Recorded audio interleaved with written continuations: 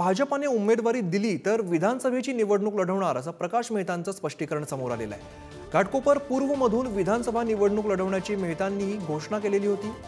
संघाचा स्वयंसेवक असल्यामुळे इतर पक्षातून निवडणूक लढवण्याचा प्रश्नच नाही असा खुलासा सुद्धा प्रकाश मेहता यांनी केलेला आहे।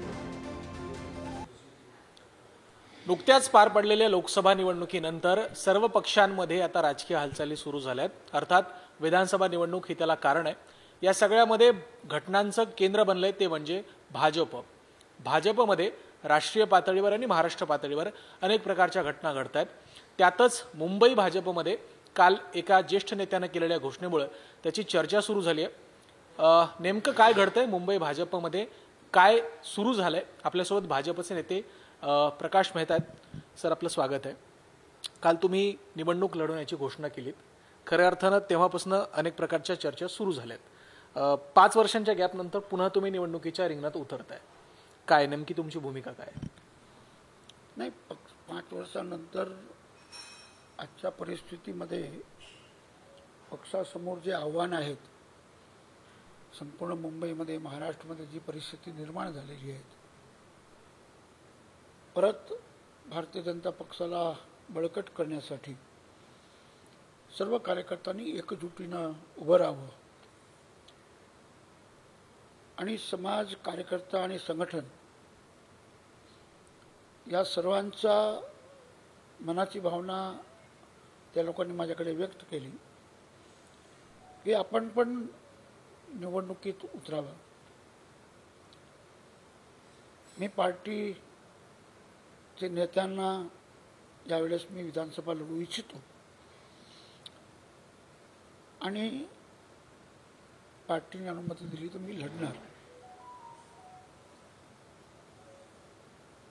आणि अशाच पद्धतीनं जी नेरेटिव्हमुळे नुकसान झालं लोकसभेच्या निवडणुकीत आणि कुठं कुठं आपल्याला काही अडचणी निर्माण झाल्या, या सर्वांसमोर बघता महाराष्ट्र विधानसभाची निवडणूक लढताना पक्षांनी, संघटन आणि समाजाला एकत्र घेऊन सक्षमतेने लढावं, यासाठी पूर्ण महाराष्ट्रामध्ये, पूर्ण मुंबईमध्ये ज्या प्रकारचा एक कार्यक्रम दिला गेलाय, त्या कार्यक्रमाच्या आधारावर पहिला कार्यक्रम म्हणून मी भारतीय जनता पार्टीशी संलग्न नसलेले समाज, त्यामध्ये धनगर समाज, मातंग समाज, बंजारी समाज, वडारी समाज, मराठी भाषिक समाज, या सर्व समाजांचा एक मित्रमंडळ या नात्यानं, जे लोक गेल्या 40 वर्षात माझ्याबरोबर राजकीय प्रवासात आहेत, ज्यांना माझ्याबरोबर काम करण्याचं इच्छा आहे, अशा लोकांच्या मनात जे शंका होती, संशय होता किंवा त्याचा आग्रह होता, म्हणून मी एक कार्यकर्त्यांचा मेळावा घेतला त्या लोकांचा आणि त्याच्यासमोर म्हटलं तुम्ही सर्वचा आग्रह आहे तर मी तुमचा आग्रह माझ्या पक्षासमोर मांडणार आणि पक्षाने आदेश दिला तर मी लढणार। एक मुद्दा क्लिअर होणं खूप आवश्यक आहे, कारण प्रकाश मेहता यांनी केलेल्या घोषणेची चर्चा यामुळे होते की ते ज्या मतदारसंघातून निवडणूक लढवण्याची त्यांनी घोषणा केली आहे तिथे विद्यमान परिस्थितीमध्ये भाजपचे विद्यमान आमदार, स्टँडिंग आमदार आहेत।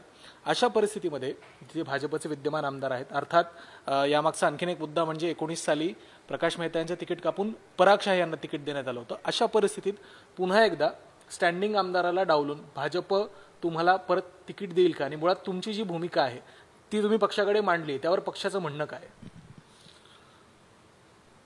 पक्ष त्यांच्या परीनं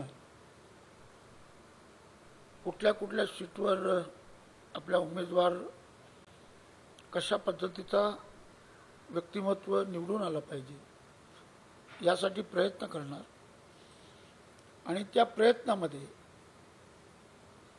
अनेक जागेवर एक टर्म राहिलेले लोकप्रतिनिधींना परत दुसऱ्या टर्ममध्ये पक्षाचं काम ज्या पद्धतीनं दिलं, गेली 5 वर्ष माझ्याकडे पक्षाचं काम होतं तर मी पक्षाचं काम केलं। यावेळेस मला वाटलं की माझ्या नेत्यांसमोर मी मांडावं की घाटकोपर हा माझी कर्मभूमी राहिलेली आहे। मी 6 वेळा निवडणूक लढलोय आणि अजून पक्षांना जर वाटत असेल की पक्ष बळकट करण्यासाठी माझ्यासारख्या कार्यकर्त्यांची आवश्यकता आहे तर मी उतरणार, नाही लढणार. तुम्ही जी भावना व्यक्त केली आहे इथून लढण्याची, पक्षाचं काय म्हणणं आहे नेमकं? पक्ष जेव्हा वेळ येईल तेव्हा सांगतील. शेवटी पक्षश्रेष्ठी नेहमी सर्व बाजूचा विचार करून योग्य वेळी योग्य निर्णय घेत असतात. तुम्ही दोन मुद्दे आता नमूद केले, एक तर फेक नरेटिव्हचा की ज्यामुळे नुकसान झालं, दुसरं म्हणजे संघटन वाढण्यासाठी. याचा अर्थ असा होतो का की या 5 वर्षांमध्ये ज्यांच्यावर संघटन वाढवण्याची जबाबदारी होती ते जबाबदारी पूर्ण करण्यात अपयशी ठरले? माझा प्रश्न थेट स्थानिक आमदारांशी संबंधित आहे. या भागामध्ये ज्यांच्याकडे पक्ष वाढवण्याची जबाबदारी होती ते काम करण्यात अपयशी ठरलेत का? नाही, हा व्यक्तिगत दोष कोणाला देता कामा नये. शिथिलता आली ती स्वीकारायला पाहिजे. ते नेरेटिव्हमुळे आली, काही विषयामुळे आली, काही कार्यपद्धतीमुळे आली, याचा विचार करून एकत्र सगळ्याच जाग्यावर ज्या पद्धतीचं पक्षाची स्थिती आहे याच्यातून वर्षानुवर्ष काम करणारे कार्यकर्ता बाहेर पडणार नाही किंवा त्यांना असं वाटतं की आपण निवडूनच येणार आहोत अशी जी एक भ्रामक कल्पना आहे त्याच्यातून कार्यकर्त्यांना बाहेर काढणं, त्यासाठी विशेष रूपाने प्रयत्न करणं हा आहे. कार्यकर्त्यांमध्ये ही शिथिलता नेमकी का आली? कारण हा जो विधानसभेचा मतदारसंघ आहे, घाटकोपर किंवा घाटकोपर पूर्व असेल, या सगळ्या भागात भाजपचं प्राबल्य राहिलेले, लोकसभेला या भागातून गेल्या 2 निवडणुकांमधून भरभरून लीड मिळालेले, ते लीड सुद्धा यावेळेला कमी झालं. फक्त कार्यकर्त्यांमध्ये शिथिलता हे एकच कारण आहे की नेत्यांमधला असंवाद आणि कार्यप्रणालीमध्ये जी तुम्ही शिथिलता म्हणताय ती नेत्यांमुळे आली की त्याची इतर काय कारण आहे? मला माझ्या या ईशान्य मुंबईची जी माहिती आहे की जे प्रमुख कार्यकर्ते आहेत या सर्वांमध्ये समन्वयचा अभाव, नियोजन करताना एकत्रित नियोजन करण्यासाठी बसावं यात असलेल्या त्रुटी आणि ज्या ज्या मतदारसंघात जिथे मुस्लिम प्राबल्य आहेत परंतु तिथेही आम्ही इतकं मागे असायचं काही कारण नाही. दलित बांधव सुद्धा ज्या विभागात मोठी संख्येत आहे तिथेही मागे राहणं इतकं नव्हतं. पण एक नरेटिव्ह संविधानच्या रूपानं जे चाललं त्याच्यामध्ये समाजाला अंडरकरंटपर्यंत पोचलं, तोपर्यंत आमच्या प्रमुख कार्यकर्त्यांना सुद्धा लक्षात आला नाही, त्याला आम्ही डिफेन्स करू शकलो नाही. आणि कार्यकर्त्यांचा नियोजन व्यवस्थित नसल्यामुळे कार्यकर्त्यांपर्यंत पण त्या सगळ्या व्यवस्थाचा भाग जो आहे की जो निरोप पोचले पाहिजे ते निश्चितपणाने जात नव्हते. हे शेवटी लक्षात आलं. आम्ही डॅमेज कंट्रोल करण्याचा प्रयत्न आम्ही केलं. तरी घाटकोपर पूर्वमध्ये आम्ही जवळजवळ 45 ते 50 हजारचा लीडच्या जवळपास नेहमी असायचो. यावेळेस आम्ही ते 30,000 आलो. त्यामुळे 15,000 मतांचं इथे आम्हाला जो काही फटका पडला त्याच्यामध्ये रमाबाई, कामराजनगर अशा भागामध्ये ज्या समाजाचा प्राबल्य आहेत आणि जिथे आमचा संपर्क पण आहे आणि काम पण केलं आहे, परंतु तिथले कार्यकर्त्यांची शिथिलता आणि पक्षाचा व्ह्यू आहे, पक्षाचे जे विचार आहेत ते शेवटच्या मतदारापर्यंत पोहोचू नाही शकलो, ही संघटनाची थोडीशी कमजोरी राहिली. त्याच्यामुळे हा प्रश्न निर्माण झाला. तसंच घाटकोपर पश्चिममध्ये सुद्धा, घाटकोपर पश्चिममध्ये आम्ही साधारणतः 35-40 हजाराच्या मतांनी नेहमी लोकसभा असो विधानसभा असो आम्ही निवडून यायचो. पण तिथेही नारायणनगर, चिरागनगर, सांगाणीची दर्गाचा जो भाग आहे तो, पार्कसाईट ज्या विभागात आमचे दलित बांधव आणि मुस्लिम बांधव मोठ्या संख्येने राहतात त्या नेरेटिव्हचा पण आम्हाला फटका तिथे पडला. 40,000ची लीड कापून आम्ही 15,000च्या डेफिसिटमध्ये आम्ही गेलो. कुठल्याही जागरूक लोकप्रतिनिधीची कल्पना ही नसतेच, परंतु आम्ही सातत्याने जे संपर्कात राहायचो निवडणुकीत, रोज कुठे काय चाललंय, कुठे काय चाललंय, कुठला विषय येतोय, कुठे आपली गडबड चालली, कुठे संघटना कमी पडते, हा निश्चित मात्र यावेळेस जास्त वेळ असल्यामुळे आमचा उमेदवार निवडणुकीचा 2.5 महिने आधीच डिक्लेअर झाला होता. तरी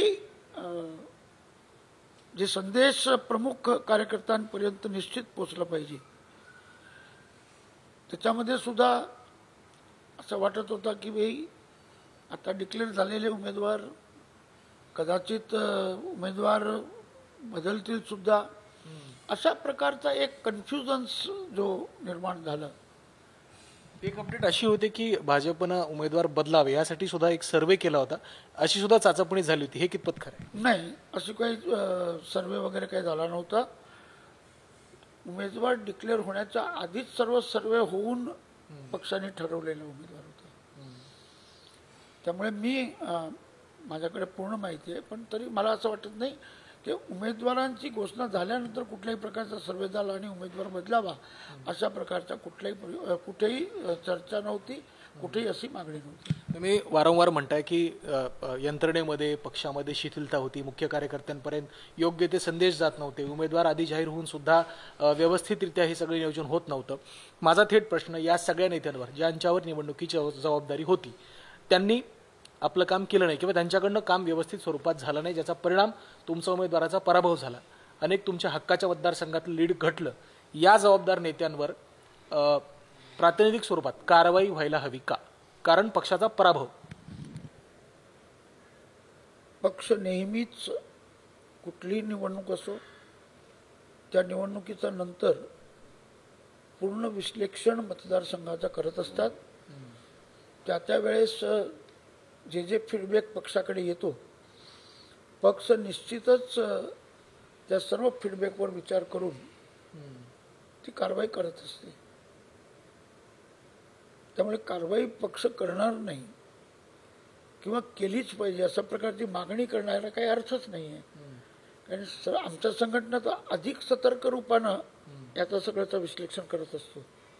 थोडक्यात पक्षाने या सगळ्या गोष्टींची दखल घेतली, मात्र थेट कारवाई करावी अशी मागणी करण्याची आवश्यकता नाही असं तुम्ही म्हणताय. काल तुम्ही म्हणालात की मी निवडणूक लढवणार आहे, तुम्ही असंही म्हणालात की भाजपच्या नेत्यांकडे श्रेष्ठींकडे आपण भूमिका मांडली आहे. जर भाजपकडनं तुम्हाला संधी मिळाली नाही तर पर्याय काय? भाजपाचं काम करणं हेच पर्याय. निवडणूक लढवणार नाही. कारण चर्चा अशी देखील आहे की ज्या लढायचीच असती तर मागच्या वेळेस मला नाही दिली तेव्हाच लढलो असतो. अपक्ष लढायचं असतं तर. आम्ही वेगळ्या मुशीत वाढलेलो आहोत. 66ला 7 वर्षाचा असताना संघाच्या शाखेत गेलेला माणूस आयुष्याचा 65व्या वर्षी आमच्यात एक म्हण आहे, 60-62व्या वर्षी विधूर झालेला माणूस बाजारात मंगळसूत्र घेऊन नवीन बायको शोधायला जातील या अशातला प्रकार आहे. त्यामुळे त्या सगळ्या विचारामध्ये काही तथ्य नाही.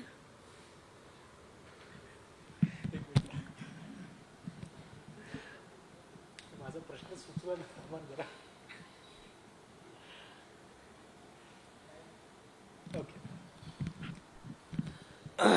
ओके, पुढचा. सातत्याने चर्चा अशा देखील गोष्टीची होती की लोकसभेमध्ये ज्या ज्या मतदारसंघांमध्ये हक्काच्या मतदारसंघांमध्ये भाजपचा परफॉर्मन्स कमी झाला तिथे भाजप आपला उमेदवार बदलणार आहे. त्यामध्ये आपला घाटकोपरचा मतदारसंघ असेल किंवा अनेक हक्काचे मतदारसंघ, मराठवाड्यात देखील काही हक्काचे मतदारसंघ आहेत जिथे भाजपनं परंपरागत गेल्या 3-4 निवडणुकांमध्ये सातत्यानं लीडचा जो रेकॉर्ड होता तो कायम ठेवला होता.